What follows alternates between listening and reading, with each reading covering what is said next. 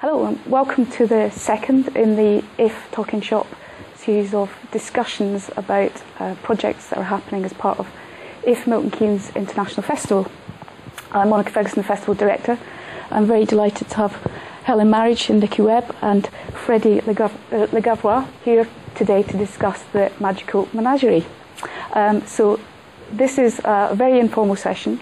We'll explore some of the ways in which Artichoke have worked in the public realm and have particularly worked with the work of Francois de la Rosière and La Machine, and how they've managed to bring such an extraordinary installation to Milton Keynes as part of the festival.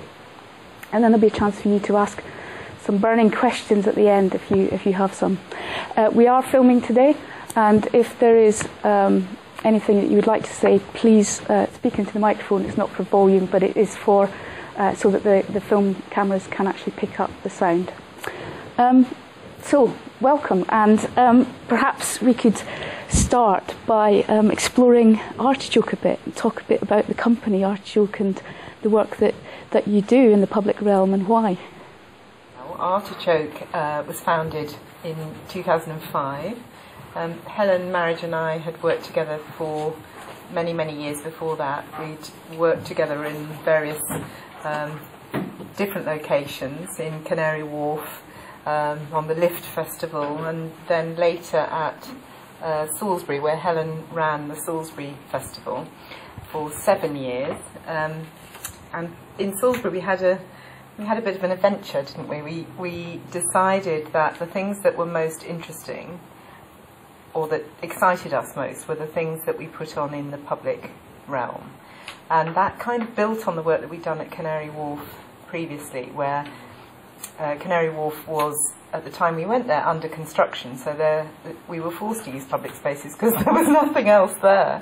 So we used the shopping centre, we used the squares, we used the streets, and we used one of the tallest tower as a sort of canvas for a light project.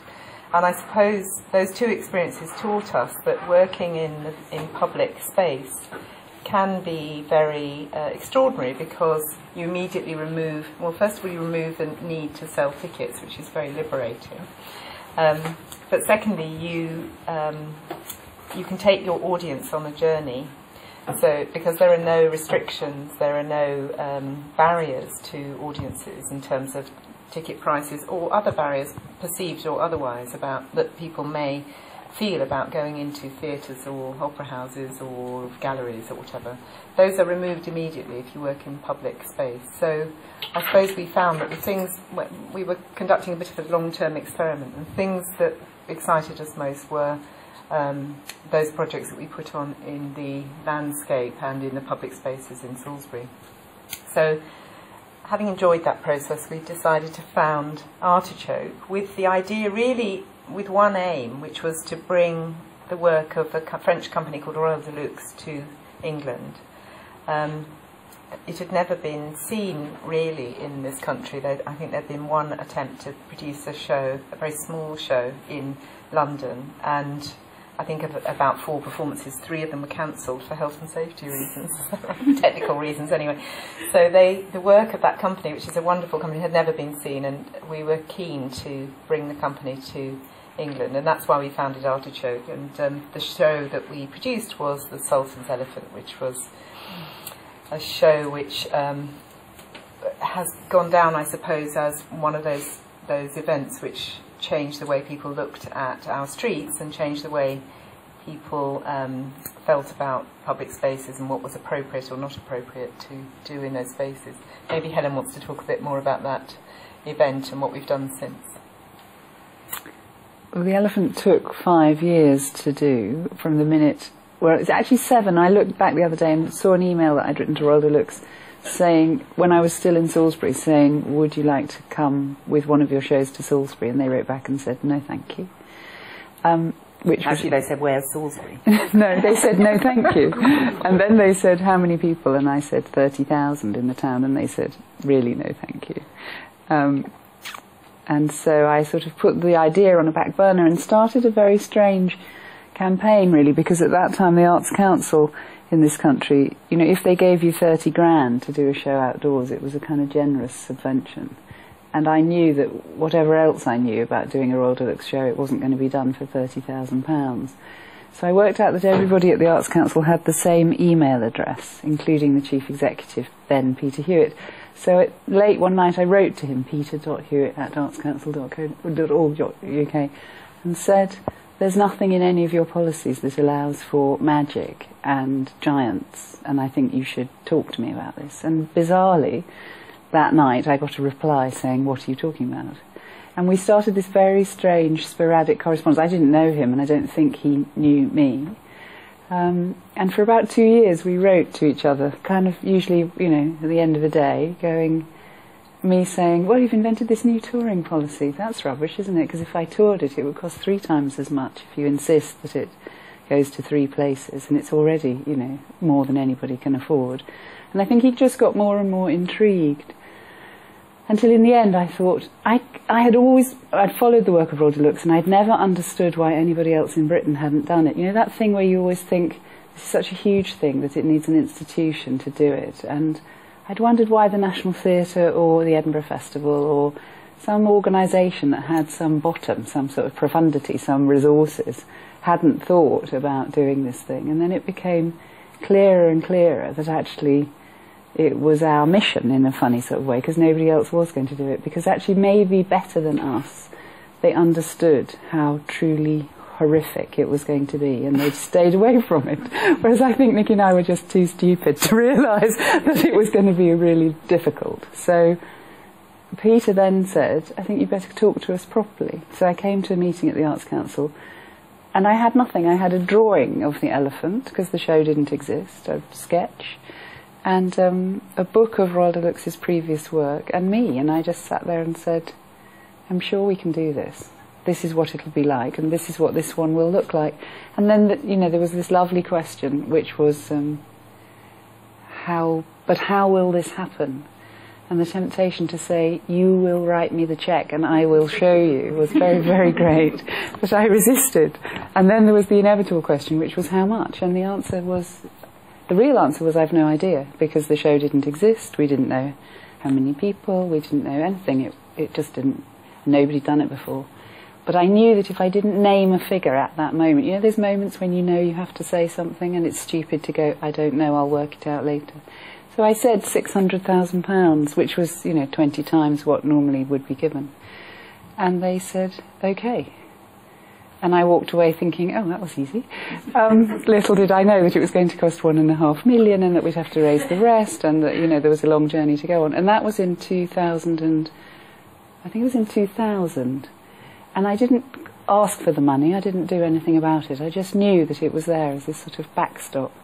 And then we started negotiating with the French, which was always interesting because of their very bad experience in the Lift Festival, where the shows had been cancelled. The very mercurial director of Royal Deluxe had decided that he never wanted to come to Britain again, and that we were all a country of naysayers and people who couldn't get past a kind of health and safety mentality, you know, understandably given his experience.